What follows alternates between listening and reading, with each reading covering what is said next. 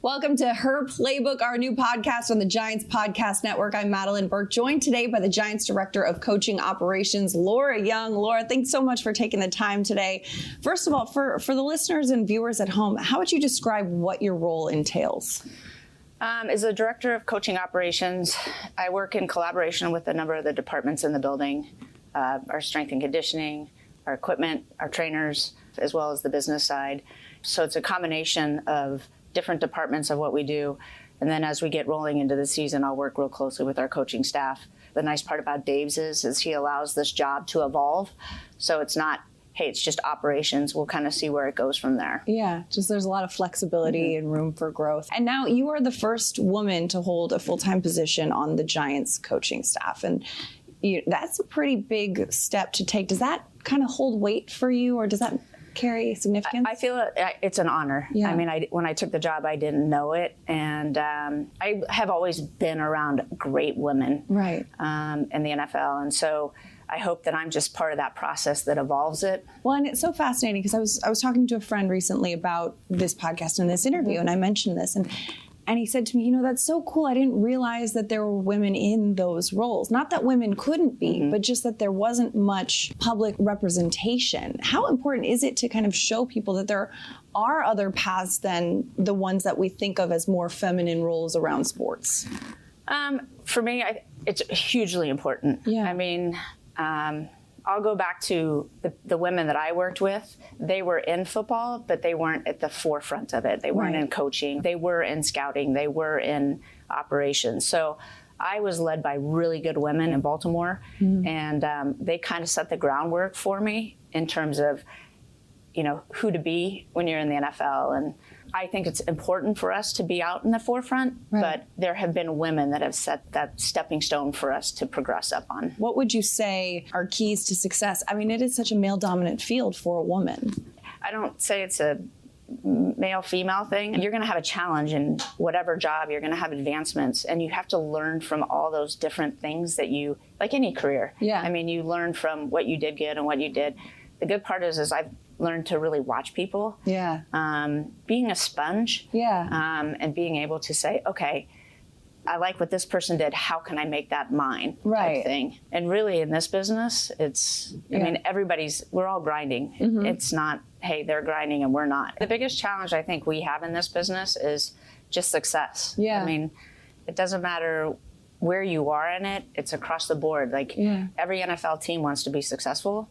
And I think that's the challenge that we face every day. I want to do the best that I can at my job in order to be successful for me and the team. Yeah. Once you did get to the NFL, what was that first role like? And describe to me what it was like walking into the building the first time. What are those early memories like? First event was the Ravens. And my boss threw me in with Ray Lewis and Ed Reed at a spring football festival and said, "You are in charge of these two gentlemen."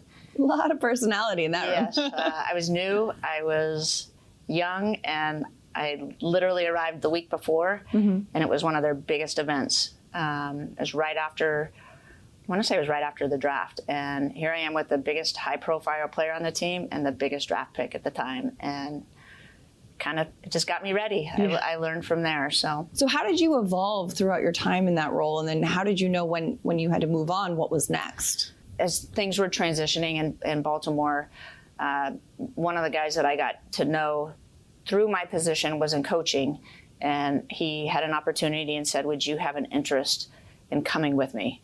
And I said yes to the opportunity, and so I made the transition from Baltimore I actually went to the New York Jets. Yeah. So, an opportunity knocked. It was a little bit of a growth opportunity.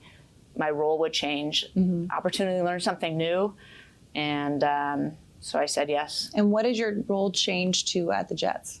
So I went from the business side to coaching. That was my first opportunity in coaching. And how was that experience? I mean, you walk in not only in a new organization, which, is a lot of change, but in a new role, in a new side of things. What was that experience like? Stressful. When I arrived, they were all on summer vacation. Okay. So I arrived with 2 weeks prior to training camp and literally had to create the whole training camp and season in a 2-week period without having anybody there to help me. guys started coming in. We had a great staff. I had some support there because I knew some of the coaches that were there. And guys really took me under their wing and helped me. We had a couple guys on our staff that had been head coaches that were good sounding boards for me. And the transition was crazy, but I learned a lot from it. And it kind of was my stepping stone of how do I do this when I'm not sure what to do, right? How to kind of learn on my own, but also use the people around me to grow. Right. Like know what you need to learn on your own versus know who and what where my resources are. Right. And they're not, again, I go back to, in Baltimore, I had resources, women that I learned from and other people. Here I was learning in a different role with coaching. I was learning how the coaching world works. Yeah. So, works. So I was fortunate to, and guys were great with me. I mean, they didn't treat me any different. Yeah. So, just again, I had to go in and build those relationships and kind of feel things out myself. And then I was fortunate that guys weren't afraid to help me. Yeah. And they were offering, what can I do to make your job easier? So it was a total collaboration for that staff for me. Now, you grew up in Denver, in Colorado. Yes, what's your first football memory? Did you grow up a Broncos fan? I was a Broncos fan growing up. Okay. I used to watch it every Sunday with my dad. What sports did you play growing up? We did a lot. We played soccer. I played field hockey through college. I played basketball. Tried tennis. I wasn't very good at it. Tried lacrosse. Okay. Did judo, gymnastics, swam, dove. I mean, my parents threw us in everything. So big family. How big of a family? I'm the last of 7. Wow. Yeah. That must have been a busy dinner table. A little bit of a busy. There's some age difference between me and the next, and then the oldest. Okay. But so I grew up watching. I'm the 3 brothers, 3 sisters.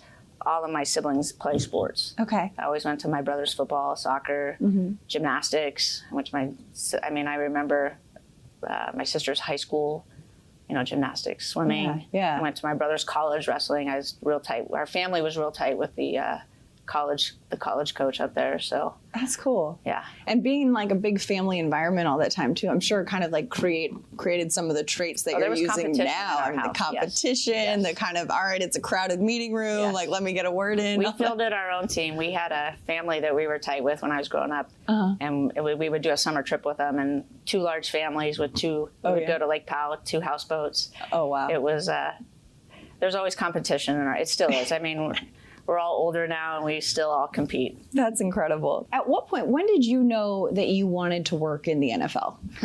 Honestly, I didn't. Really? No, I was coaching high school sports in Colorado, and the gentleman that hired me had asked, do you want to come work? It was at Baltimore at the time, and I was like, no. I really enjoyed what I was doing. So what sport were you coaching? I was a high school, so I did 3 or 4 things, and then I was teaching special education, and I loved what I did. Yeah. So I never really said this is what I'm going to do. It just kind of happened, and here I am 18 years later. Yeah. Still in the NFL. So you said no to the first opportunity. Yes. When did you finally say yes? What shifted? 2004. Okay. I got a phone call every year from the gentleman in Baltimore, and I finally just said yes. And wow. He said, well, if you last a year and you join the Peace Corps, it wouldn't surprise me. So you really made him work for it, though. I respect that. I respect that. You got to do that. And you mentioned 18 years in the National Football League, and not only 18, it's hard to get to the NFL, but it is also hard to stay in the NFL. What's the key to kind of staying in this league? I think the biggest thing that I've learned is communication's huge. Yeah.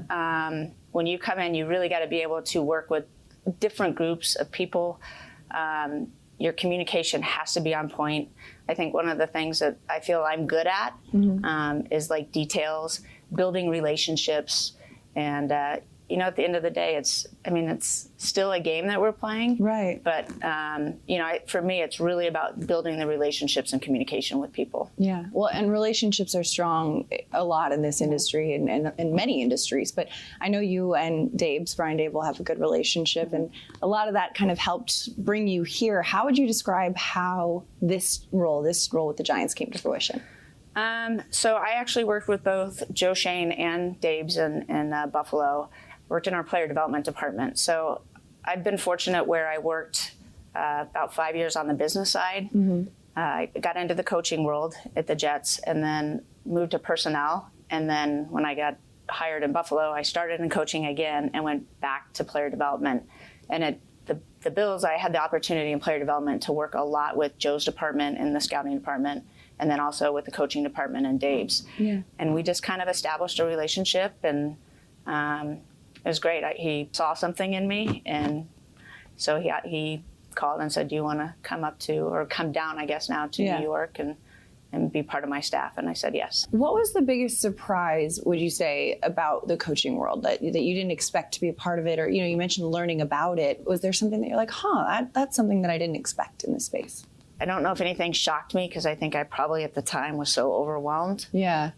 You don't really know what you're doing, and you just, make sure you're detailed about it. Take it. I mean, I'm doing that now, and I've been through this before. I mean, the way Dave's does things versus guys that I've worked for before, I'm learning a lot from him, and really fortunate that the way he does things might be a little different. Right. So I'm learning to organize myself better than maybe I thought was the right way to do it. Right. Was there a moment in your career that you remember that you're like, okay, I feel confident in this, like I'm set in this space, I know where I am? Like, was there like a I'm on the right path moment, or a memory where you're like, this works, like this clicks? Yes, but it's forever evolving. There's always something to learn. Yes, of course. I've learned from Dave's, I've learned from Joe Shane, I've learned from Brandon Brown, Tim McDonald. There's so many people that you learn from. Bobby Johnson. You learn so much when you get into a new role. You don't settle. Yeah. If you settle, it's time to go. Yeah, you got to be constantly evolving. You have to. In work, in life, and all of it. Correct. I started in this league 20 years ago. The players 20 years ago are different than the players now. Right. So you evolve as you work with players and other staff. And, if you kind of get stagnant and stuck in your own ways, it's, I don't want to say your success won't be successful, but. Yeah. What's the most rewarding part about your job? I want to say it's the relationships. Yeah. It's the bond. These guys, you spend so much time with them, they become your family. Sure. I was at the Combine, and I ran into people I knew 20 years ago. I haven't seen them in 15 years. It's like we've never left each other's side. To me, it's cool. I mean, it's kind of like, oh, hey, I remember you. That lasting connection. Yes. Well, especially when you spend long hours, long days together, you go through the ups and downs of a season or a period of time or what have you. And, going through that, facing adversity together as a staff, when, you have some seasons where there's a lot of success, you have some when there's not. What's the key to kind of sticking together through that space as well, through those ups and downs?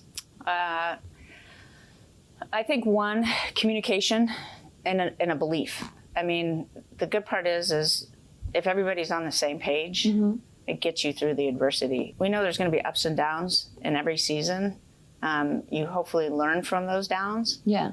If you don't face adversity, how do you grow? Right. So, that's true. Is there a favorite memory of yours in working with the NFL? Is there a moment that you look back on and you think that was a lot of fun? This is why I got into this space. There's a lot. I've been fortunate to be in my now 4th franchise, going to 3 AFC championship games in a row with 2 different teams. That was fun.